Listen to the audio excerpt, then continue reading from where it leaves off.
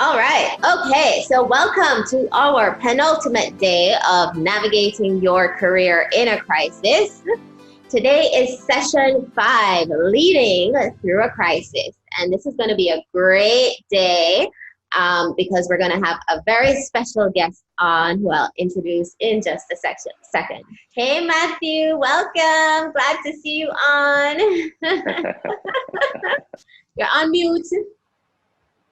I'm here now. I'm here. So, yes, Minister. Good morning. Good man. Nice to see you, Matthew. I see the crest on his shirt representing big time. I'm actually at the airport. We're dealing with the repatriation flights for Jamaicans who've been stranded. So it's quite time that we're discussing leadership in a crisis because I'm jumping between this and any issues that could arise in that space. And, flights actually came in a bit early. Wow. So I'm so glad you were able to take time out of your crazy schedule to join us. So let me give you guys Matthew's bio first up and introduce him properly. So Senator Mathew Samuda currently serves as Minister without portfolio in the Ministry of National Security in the government of Jamaica. He previously served as president of the youth arm of the Jamaica Labour Party, G2K, and he's also a businessman. He's worked for a number of internationally renowned organizations like Red Stripe, Wray and Nephew, and the Musson Group. And he's also held leadership positions in entertainment, marketing, project management. And he is going to join us to share his experience coordinating and leading a nation, right, during this crisis. So, Matthew, how you like that bio that we wrote for you? Sounds better when you say it, I must tell you. All right. So quickly, Warren is Customer Success Manager at Cloudflare, which is a Silicon Valley unicorn tech company, which went public in September 2019. And he has some shares. So Warren, we're waiting for you to be rich. He manages top clients for the company whose mission is to build a better internet. Prior to joining Cloudflare, Warren was a client solutions manager at Facebook, where he managed the Netflix account. And you guys know me, CEO and co-founder of Soul Career, former CEO of the Branson Center of Entrepreneurship, Harvard MBA, You guys got my bio in your email, so let's move forward. So the first 20 minutes, we're going to talk about leadership concepts and frameworks. We like to ground you guys in some of the management theory behind the case studies that we discuss on these sessions. And then the second 20 minutes is going to be our interview with Matthew. Matthew, please don't look at your watch because I don't want to feel rushed.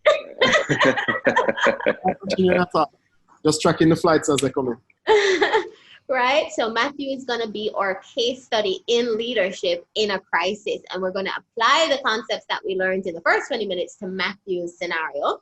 And then we spend the last 15 minutes doing a Q&A and a little bit about Soul Career. And of course, if you guys have been on before, you know that there's a special offer for everyone who stays until the end. So guys, as always, we like to check in first. Type away in the chat box, what are you hoping to learn from us and from Matthew today? We have Matthew. We were able to grab him. So please make sure you make the most of this opportunity. Yes. What are people saying, Warren? Nothing yet, but chat away, people. Let us know. What are you hoping to learn today? All right.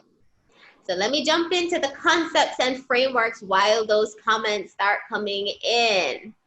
So the concepts that we're going to talk about today, we're going to group into 4 big areas. So any leader that's facing a crisis that's unprecedented, uncertain, and complex needs to first try to understand the context as much as possible, and then realize that the leader doesn't have all the answers. So you want to assemble your team of experts and source expertise. And then you want to follow a decision-making process. You don't want to be making decisions in an ad hoc way. You want to make sure you're following a process that can deliver the results that you want. And finally, communicating in a crisis is very different from communicating under regular context. So we're going to talk, and this is something that Matthew and this government has done pretty well in Jamaica. Andrew Cuomo in New York has done pretty well as well. Crisis communications. All right? Yes. And Lysandra, just to let you know, we had some chats coming in and people are hoping to learn about exactly what the topic states, how to lead through a crisis, right? How to keep a cool head in a crisis is also what people are saying. Again, how to lead yourself in a crisis, how to manage your own self and frustrations while providing good leadership.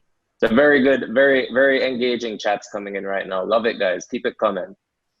Keep your team motivated while you navigate rapid change. So things like that. Great. Okay, you heard that, Matthew? So we're going to be asking you those questions.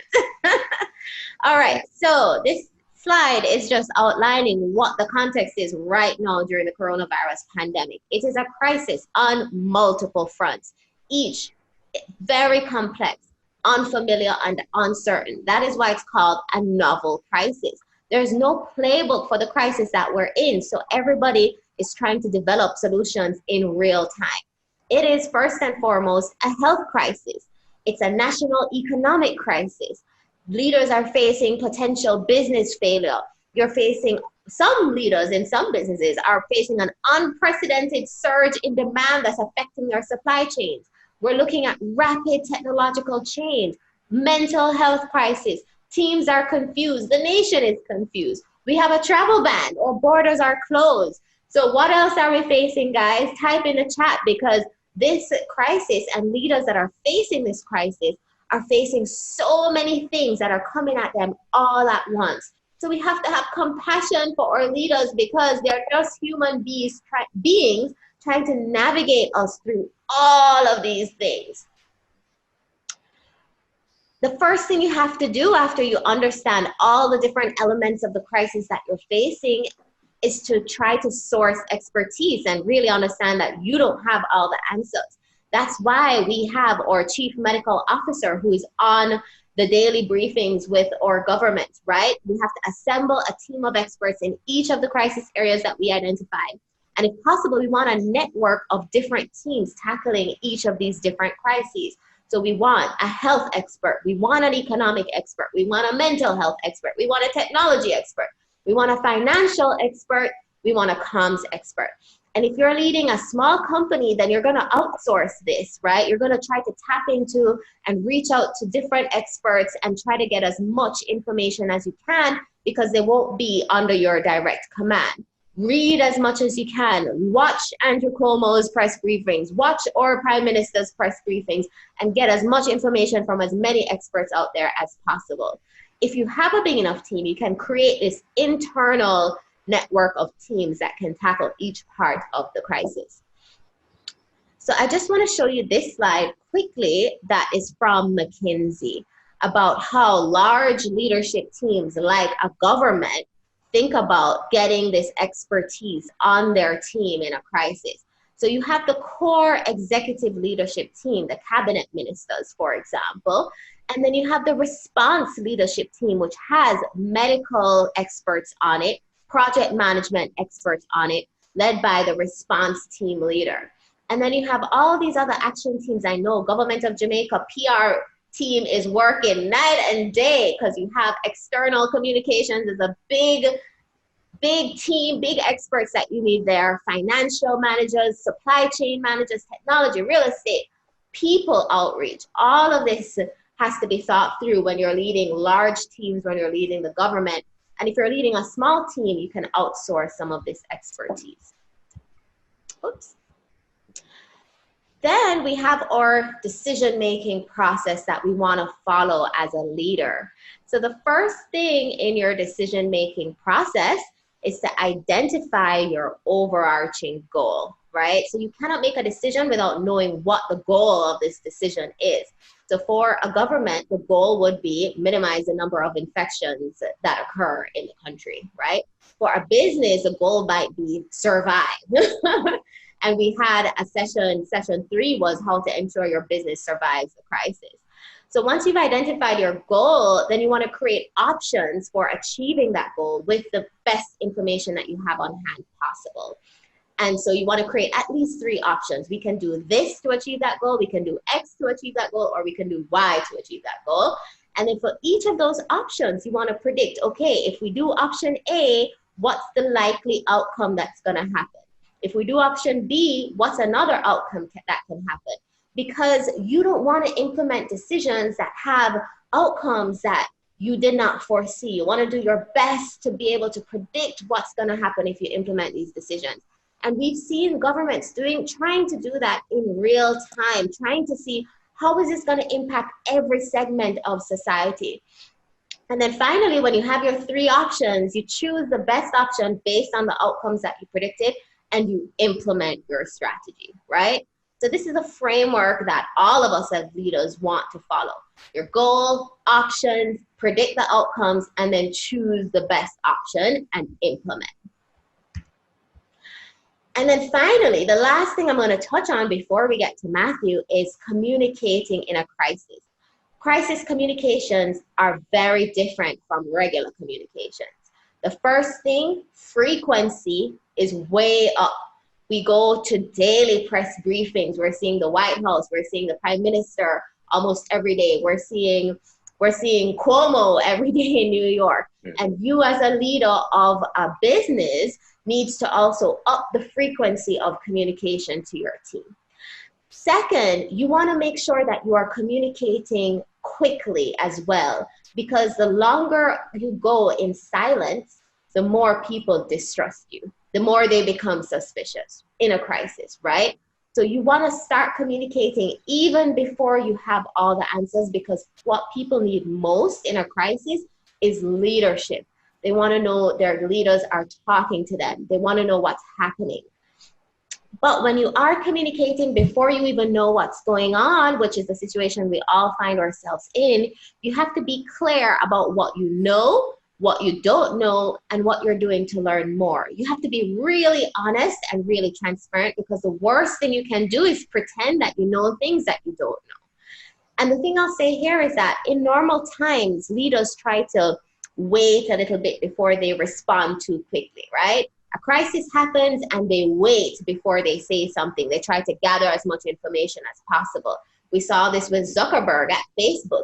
He waited a long time before he came out and did a press release after the Cambridge Analytica scandal broke.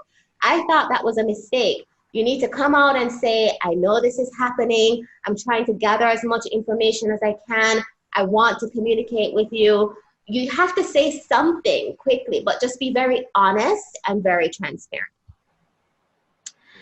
And then with crisis communications, your tone really matters. This is a human tragedy first and foremost. You have to communicate with empathy, compassion, and honesty. And you cannot communicate with overconfidence and false optimism. People will see right through that. People are very smart. But what they want from you is your transparency about your goals, the process you use to come to a decision, and the best information that you have at any given point in time. And the guy that's being held up as the best communicator during this time of COVID, the best business communicator, is the Airbnb CEO. And that letter that he wrote to his employees, because he had to lay off 25% of his staff last week, he published the letter online so everyone can see it. I highly recommend you Google it, because he goes through, this was the goal of our decision-making process. This is all the options and scenarios that we came up with. This is how we came to a decision to lay off so many staff members. We're so sorry. Our staff means so much to us. This is what we're going to do for them to help them in this transition. He followed exactly the framework that we just outlined. So let me just pause for comments and questions before we go over to Mathew. Warren, what's going on in the chat? Yeah, so I'm going to go in the reverse order of these questions really quickly, just because this one is very relevant to what you just said. Nicole is asking, how do you communicate frequently if you have no updates to give? Yeah, good question. I'm going to ask Mathew that, because he's the one doing this real time. But my answer to that would be, you have to share that you are gathering information, as much information as possible. So you communicate about your process and not necessarily trying to have all the answers up front. So you're saying, I'm waiting for the Prime Minister's press briefing, or I'm gathering information from my accountants. Just communicate what you're doing, your process, when you don't have any outcome to communicate. Mathew, you want to jump in on that? Well, you know, it's a important point or important question, rather, because you always wonder where that threshold is for people to absorb versus think you're talking a little too much. There are days when we have a hell of a lot to tell people, and you're aware that they can't absorb all the information. And there are days where, you know, you're midway in some processes and you're wary of saying things that aren't at a definitive stage.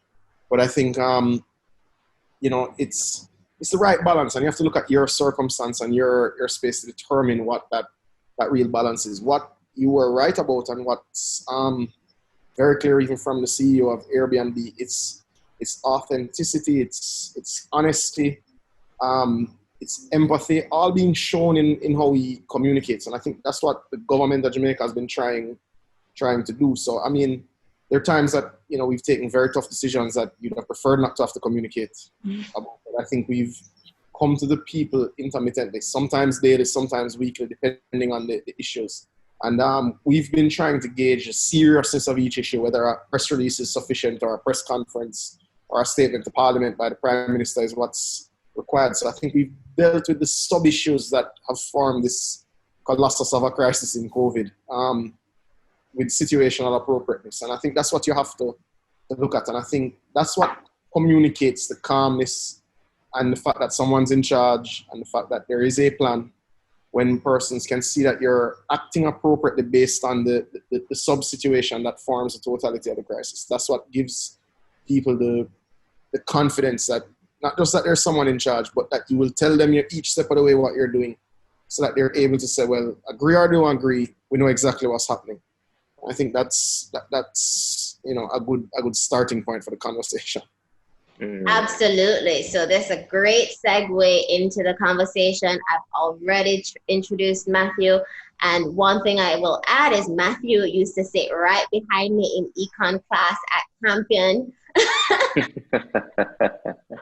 It didn't help in the end, though. It was good times. So Mathew, real quick, Lissandra, I just want to let the viewers know that, you know, there are some more questions here, and we're gonna get to it, guys, at the end of Mathew, just in the interest of time. But we have a good question from Chris and Carol that I would love for us to get to. Right, so we're gonna do a Q&A right after Mathew. So Mathew, let me start by asking you, what is, or you saw the process that we outlined, understand the context, assemble the team, follow a decision-making process, and communicate effectively. Did you guys follow that process in the government of Jamaica? How did it work real time? We did. I mean, we saw the crisis coming, so there was some, you know, monitoring and preliminary planning, outlining what the process and what the management process would be that we would engage in if it indeed did visit our shores, when it was a little unclear whether it would have made its way all across the globe. We did, you know, well, the cabinet is the executive team in this case, but understanding clearly that we didn't have all the answers, we did reach out to the experts within the government and even some outside of the government. We've been getting support on the planning process from PwC as well. We've benefited from those in the private sector and intelligentsia who have come onto the varying subcommittees to guide us, those with varying experiences from across the globe. So we didn't approach it with any intellectual arrogance to say we have all the answers, we'll figure it out. We reached for the best experts we could find. We've said no pretty much to no one who wants to help. It's a Herculean task that has to be undertaken, so we're willing to bring everyone in. But I think what's been good is that the Prime Minister has been functioning as a quarterback of sorts. He's able to see the whole field, and he's able to marshal the resources and the team in the areas that best suits them, understanding the greatest risks. And I think, you know, I mentioned situational appropriateness, but that's what I think the leadership has displayed, because, you know, differing issues come with differing with different solutions. And I think thus far we've been finding that balance that we need between using the human resources we have and being very careful with how we allocate our financial resources to the varying subgroups that needed to solve particular parts of the problem. Right. So when everything is coming at you all at once, right? Like I'm sure you've had many sleepless nights. I don't know if you've even slept in the past 2 months. How do you prioritize? How do you even start?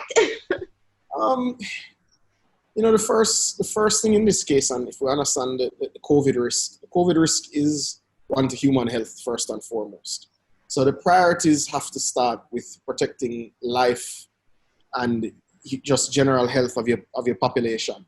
But we've also said that in a country as the economic fragility that we have with our economy, with years of issues, we also have to protect livelihoods. So some of the decisions that are appropriate in New York or appropriate in London aren't quite appropriate with our population and with their socio-economic realities. Give us an example. Well, Jamaica, some countries are built in a manner and are at a particular stage of maturity that they can shut down. That doesn't work in the developing world in the same way. You have many people who, don't live paycheck to paycheck. They actually live hourly. They earn and hustle, and they earn daily to eat daily. Yeah. So shutting down their livelihood is as much a risk to their health as is not shutting it down and risk to a viral illness in the way that COVID, in the type of issue that COVID presents. Exactly. I know that in some instances they buy a slice of bread or they buy one egg out of a crate to eat for that day. So they can't stockpile food the way you can in other societies. No, they really can't. And you have people who buy a squeeze of toothpaste at corner shops. We have a wide spectrum of social realities in Jamaica.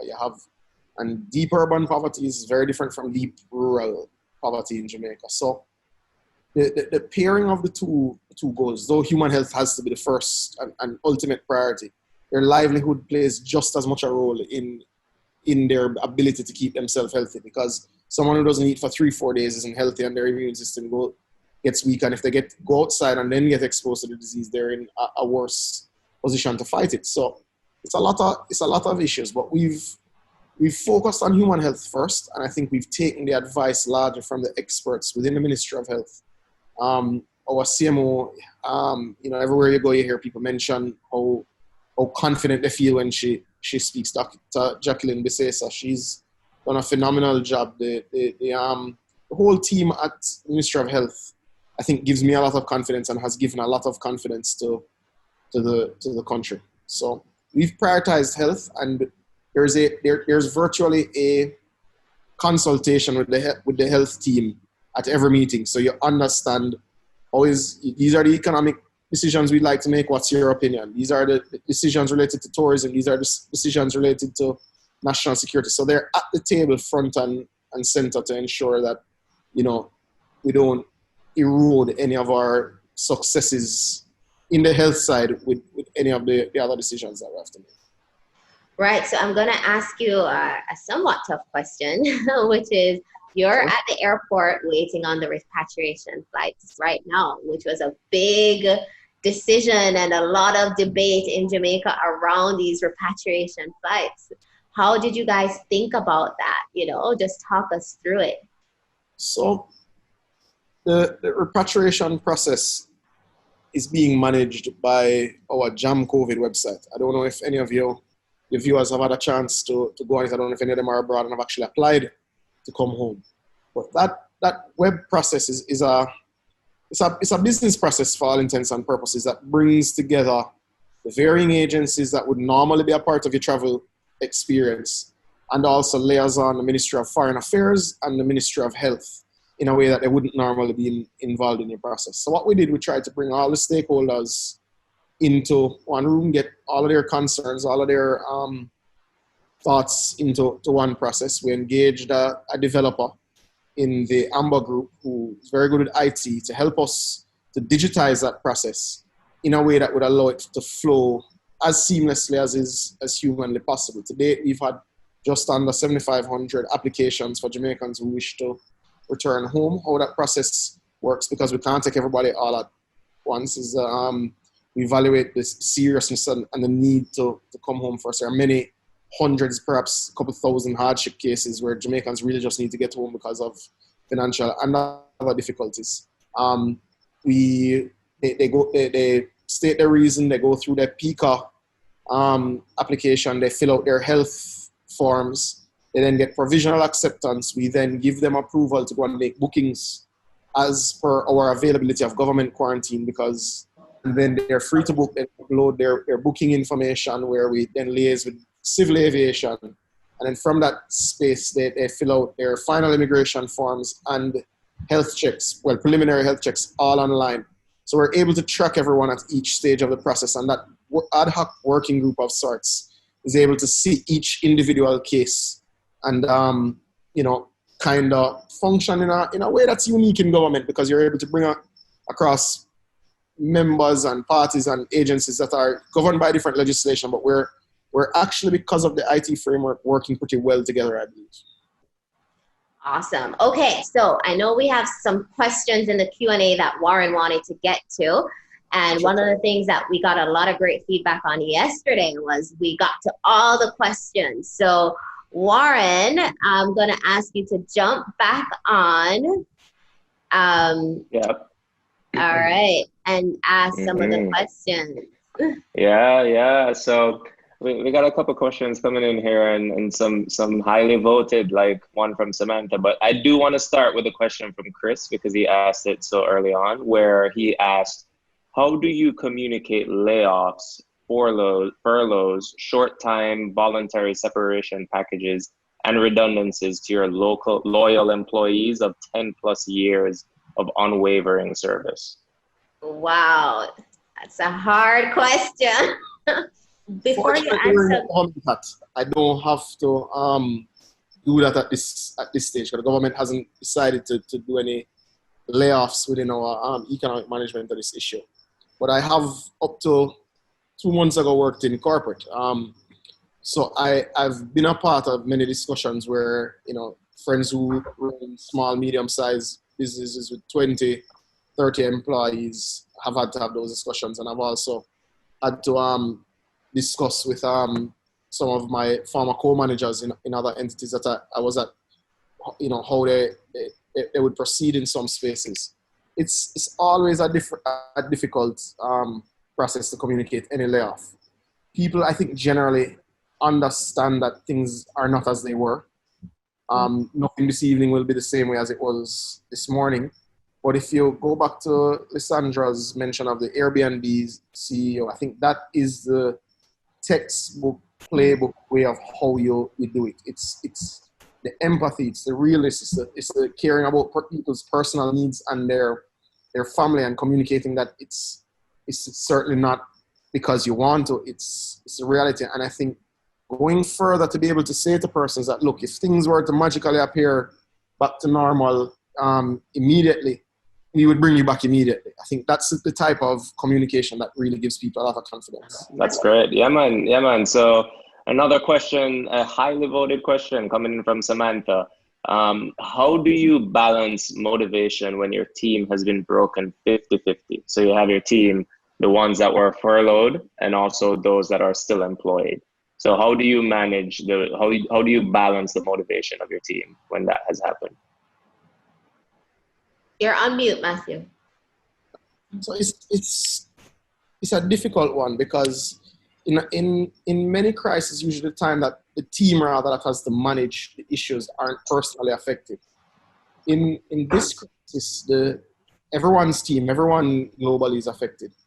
You have team members with children at home who are busy worried about what's taking place at home. You have persons who are very anxious about their financial stability. You have a range of issues that you have to be cognizant of and concerned about before you can even communicate with your team, because human beings aren't robots. They are affected by the issues in their own lives. But empathy and compassion goes a long way, not just with communication with the outside world, but with your team.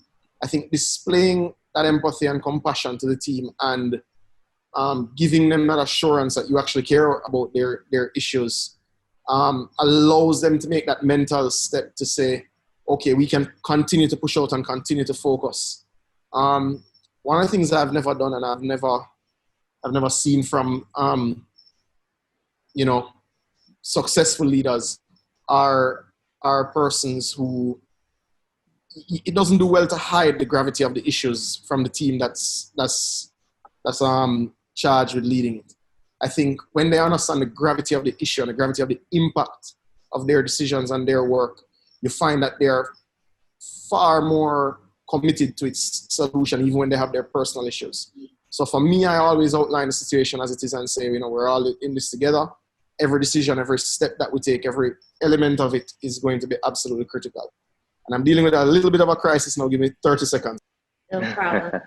I would actually add to that checking in goes a long way. So how do you motivate a team when half has been furloughed and half is still on the team, right? That was the question, Warren. So I would check in with those that have been furloughed and see how are they, what can I do to assist them outside of a salary and a monetary help. The team that hasn't been furloughed is worried about, are they next on the chopping block? So is there any kind of certainty or support that you can give them to mitigate that uncertainty? Because people, when your team feels uncertain about the future, is when the most demotivation happens. And so you have to talk it through and say, I'm going to do everything for you. And then one of the things that Airbnb did was that they have an alumni network, and they have published the names of everyone that has gotten laid off so that recruiters can hire directly from Airbnb. They publish their resumes and they're trying to help them get new jobs. So is there a way that you can support your employees that need to transition as well? Warren, more questions? Yeah, very good, very good. We have another question here that I would like to get answered. And Miss Anna, I think you would do a good job at answering this. Okay. Let's see. So, all right, where does it go to for now? Okay, yeah. So Carol is asking, where is a go-to for navigating all the legal issues related to laying off, pausing employment, etc. in a situation like this? Yeah, definitely. The Labor Ministry or Secretary of Labor in the U.S., wherever you are, that Labor Ministry has guidelines for what you can and can't do in a layoff.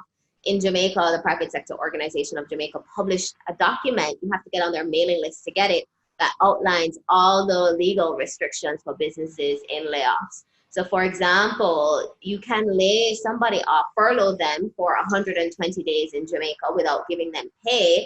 But if you're going to make them redundant, then you have to give a severance package.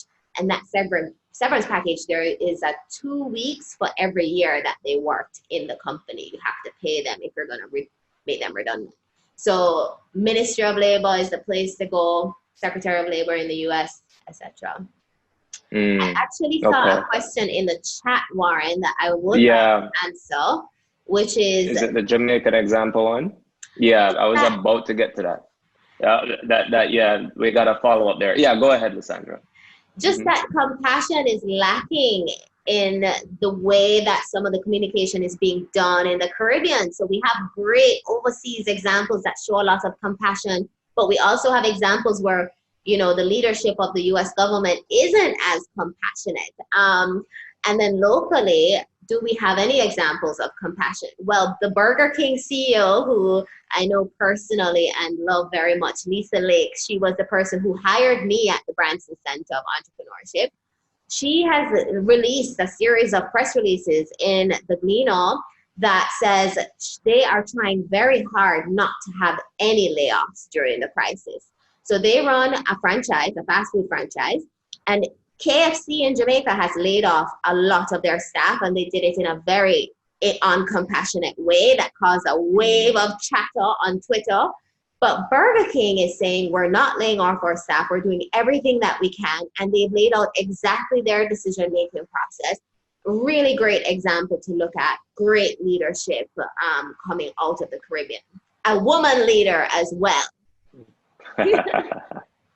Love that. Yeah. I hope that answers that question. But yes, I think that was great. Also, we have a question coming in from Kara about for companies that are functioning well with the reduced office hours and persons working from home, do you think the government will continue or consider new work arrangements? This would have been a great question for Mathew, actually, but let's try to take a stab at it and see what we can come up with. Well, what has been the change that has happened in our livelihoods and in the way that we work because of COVID is it's permanent. We can't go backwards coming out of this. And leaders that try to go backwards to the old norm will have a hard time retaining staff, period. I've seen a bunch of Jamaican leaders say, oh, all of my team required back in the office as of May 15th and saying things like that. And I just think that is the absolute not the right kind of leadership for this moment. And we actually saw yesterday Jack Dorsey from Twitter come out and say all employees of Twitter can work from home permanently. Yeah. And yeah, Google said add that. all employees from Google are going to be working from home for the rest of 2020. Now, so what this Facebook. means, so is Facebook, right? So what this means is that these companies are reevaluating their real estate, right? The biggest impact of this work from home is going to be on real estate. And Google has canceled all new real estate development contracts that they were looking at, because now they are moving to a future where they're going to pay you to set up your office at home and have flexible office arrangements where you come in some days, stay home some days. And actually the article that I read this morning about Twitter is that because of social distancing restrictions coming up to the vaccine now, because we don't have a vaccine, they're going to require people who want to come into the office to only come in on certain days so that they can ensure that not a whole bunch of people are in the office at any one time. So I think this is a permanent change. What's happening in the US is going to happen in Jamaica. If you try to go backwards, your employees will leave you for a business that is more forward thinking. So you have to now reconsider your real estate and how you're going to plan your office space, because your employees want that flexibility and they want to work from home. Yeah, I absolutely agree with that. This is funny because this is something I was actually talking about this morning with my girlfriend. Is, you know, this is going to be the new normal, right? Because this is actually an ingenious move by Twitter, because here in Silicon Valley, here in San Francisco, there's this fight for talent, right? All these tech companies are fighting for the best talent to join their forces. And for Twitter to come out with a statement that, hey, if you work in a role where it's okay to work from home, it's your choice if you want to work from home for the most part or not. And what this is going to do is attract all the big talent to Twitter, because they're like, yeah, man, that sounds like a nice situation I want to be a part of. And then it's just going to have this cyclical effect where all these other companies are going to follow suit so that they can be more attractive to the talent that's out there, right? And the last point I want to make on that is it also works because a lot of people are finding working from home now that they don't want to work from home full time. They want to go into the office sometimes, have people interaction. So people are going to still go into the office, right? It's just like, it's almost a marketing play to say, hey, you know, you have this choice, you have the autonomy, which is very attractive. I mean, it's attractive to me. I might be thinking about Twitter sometimes. JK. All right. One other thing I wanted to say, Warren, is that I've been on, so 50 of you guys, so 500 people registered for this live free course, and 50 of you guys booked calls with us, right? And I've been doing a lot of calls with Jamaicans. And I have to say, the talent that we have in Jamaica is amazing. I've just been blown away by how intelligent and smart everyone is.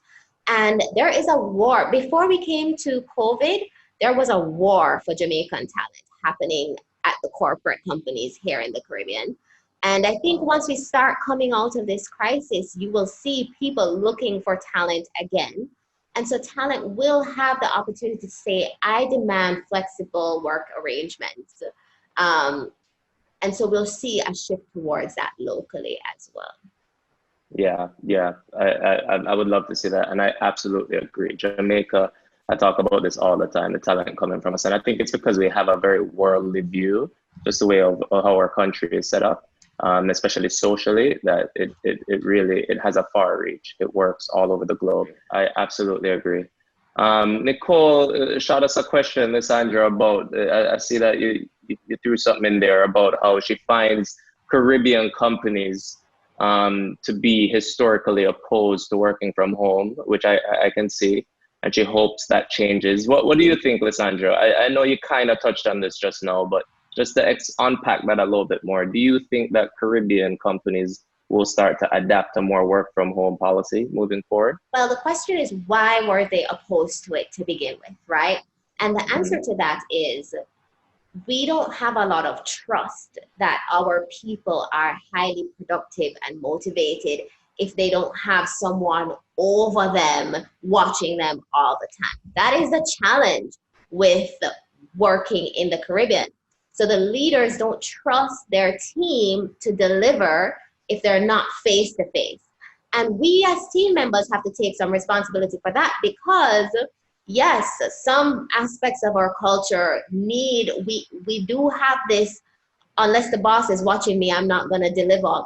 And that has to change. For us to be able to work from home effectively, if we are gonna demand that, we as people, as team members, have to be on point. We have to deliver on our deliverables ahead of time. We can't be missing deadlines, and we have to show that we can manage ourselves working from home.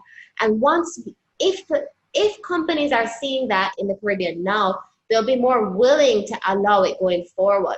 But if what they're seeing is that productivity has tanked, their workers are at home watching TV and not doing anything at work, then I think it will be much harder for them to make that choice to allow everyone to work from home.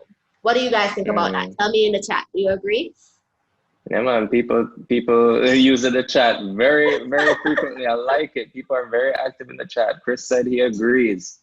And yeah, Nicole, yeah, Peter, yep, totally agree from Leanne. Yes, and I see Chase is very active. Hi, Chase. Yeah, man, very, very good. I saw someone put something in the chat though that I do. Frank asked, what's your position on if a company makes you a formal job offer and the other party accepts, then several weeks later pulls the offer, the company pulls the offer after several weeks. What do you think about that? Yeah, I've seen this. That sounds very unprofessional to me, by the way. But I've seen this on both ends, right? So I've seen where the company pulls the offer, and I've seen where the team member, the potential employee, has accepted, and then the day they're supposed to show up, send an email, say that they're not going to do it. So in Jamaica, there's no legal recourse. Once you haven't started working, there's no legal recourse. So companies can pull the offers. Elsewhere, I think there is a penalty elsewhere. I think in the US, there is a penalty if someone makes an offer and then has to pull it. But there's a legal term called force majeure, right? That a lot of people have been talking about during this crisis. And force majeure is this clause in most contracts that if there is an act of God or an act of nature that completely overhauls our economic environment. Frank, you are in the US. Well, they're probably pulling force majeure right now, right? So if there is something that happens, a hurricane, a devastating flood, an earthquake, or a pandemic, you can exit contracts under that scenario. This is an act that was outside of your control. So real estate deals, so that $2 million of square feet that Google backed out of of real estate, that Google backed out of over the last few weeks, they're putting force majeure. They're saying this was an act outside of our control, and so we're canceling $1.5 billion of real estate. So it's happening at every level, in every sector, and unfortunately there's no legal recourse, and you can pull force majeure right now. And so the best you can do, Frank, is, okay, so Frank is actually giving us more details here, saying that they made the offer April 13th and then they pulled it after. Samantha is saying some people are using force majeure to their own benefit in unethical ways. True, completely agree. But Frank, yes, so during the crisis, anything can happen. So I would just say first of all, that's not a company you want to work for anyway. Right, exactly. I was about to say, this might be a blessing in disguise. You might not want to work for this company moving forward, but go ahead, Lysandra, what were you saying? Right. But yeah, you don't have any recourse right now, unfortunately. And I would just say, apply. I know 4 people who got jobs last week, right, in Jamaica. So people are hiring in the crisis. It's not completely frozen up. So you can get, got one offer, you can get another one, Frank. So apply somewhere else that has better ethics. And, you got saved right there. If that's the way they conduct business, then you don't want to work there. Yeah. Right. So on time, we have about 9 minutes left, but I do want to get to this last question here from Nicole. Kemoy sent us a question, but I think this one is more direct and I love it. Just to answer your question, Kemoy, we're going to get to more details on Soul Career. Kemoy is wanting to understand Soul Career more because he wants to maximize his career opportunities. So let's get to that. Sorry, Kemoy, sorry about that. But yes, let's get to that. Okay. But now, Nicole, she asked, how do you support furloughed employees if the business is small and it's financially unable to do so? Yeah. I mean, this is a situation a lot of us are in, right? So who on here was on the ensuring your business survives discussion that we had last week, Thursday? Ping in the chat. Mm-hmm. Yeah, me, right. Samantha. Okay, yeah. Yeah, so there will be no job if the business dies, right? So the business has to survive for there to be jobs. And so that has to be, unfortunately, it's a health crisis, it's a human crisis, but businesses have to survive for there to be any hope of getting back your job in the future. So that has to be the priority along with staff welfare.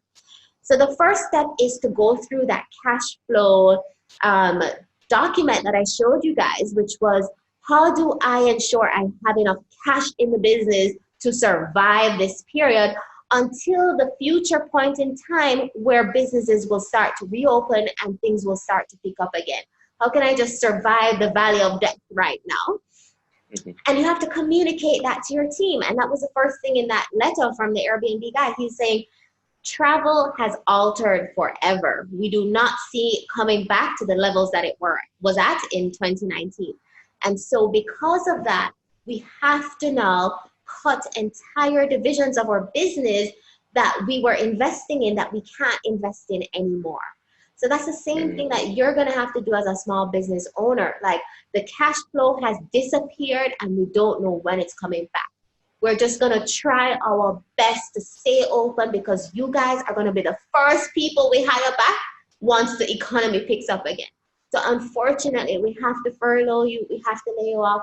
But please, we love you guys. We care about you so much. This has been our family. We're just going to try to survive so that we can hire you back as soon as we can. That's how I would communicate it. Warren, yeah, that's very good.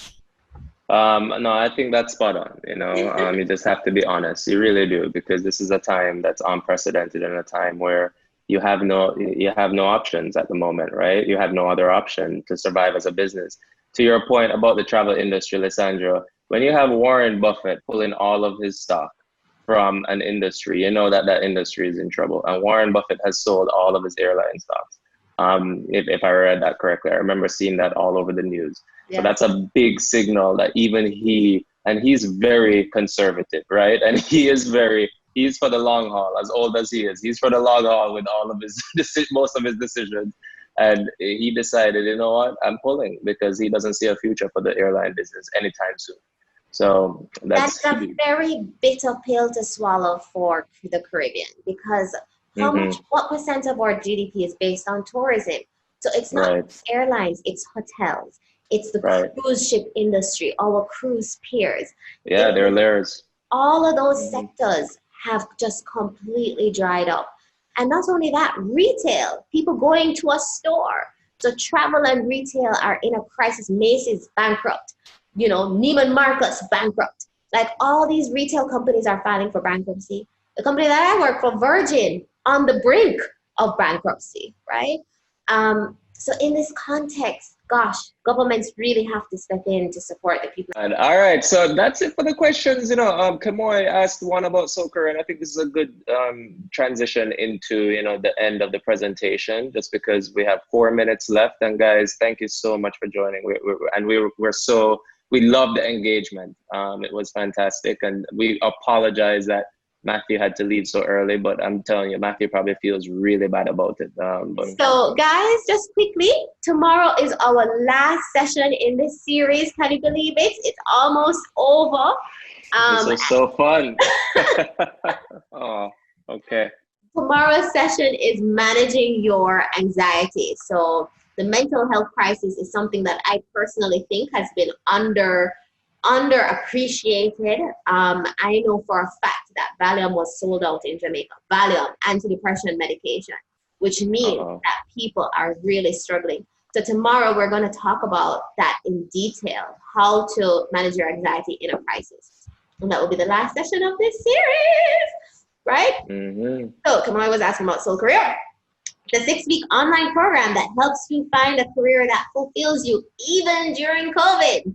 Mm-hmm. Yeah. Because right now people are thinking about their mortality. We're thinking about death. We're thinking about illness. So we want to make sure that the lives that we lead and the legacies that we leave are meaningful and powerful. And we don't just want to do business as usual anymore. So the first 2 weeks of Soul Career are about your soul, discovering who you really are, what you really want. The second 2 weeks are about the tools, everything you need to take action and go after that job that's going to align with your spirit and be ethical, Frank. You want a place that is going to operate with the top ethics, because you only have one life to live and you don't want to spend your life somewhere that's unethical. So we do search techniques, your personal mission, networking using LinkedIn, resume, cover letter, interview techniques, all Ivy League level stuff in the second 2 weeks. And in the final 2 weeks, it's about taking action. So people are applying right now. There are a bunch of people in week 5 that are applying to things, networking, reaching out for coffee chats, and setting themselves up for success. I personally know 4 people that were hired last week in Jamaica, right? Mm-hmm. So this at is Cloudflare, people are hiring. We're hiring nonstop at Cloudflare, and there are many other companies, and that's good to hear about Jamaica. There are companies that are striving in this time. So yes, actually, go ahead, listen. Warren is going to be the internal champion for one of our clients who's trying to apply to Cloudflare. Warren is going to bump his resume for it, right? Yeah, man, yeah. And then week 6 is the journey ahead, setting you up for success in those first 90 days, especially in your new job. That's when you make your first impression. And if you don't do well those first 90 days, you usually can't recover from that. So, and we teach you how to negotiate as well during that last week. We love that you find this valuable, and yes, keep it coming. We're here to serve. We'll see you tomorrow for the last one. Bye. All right, bye guys.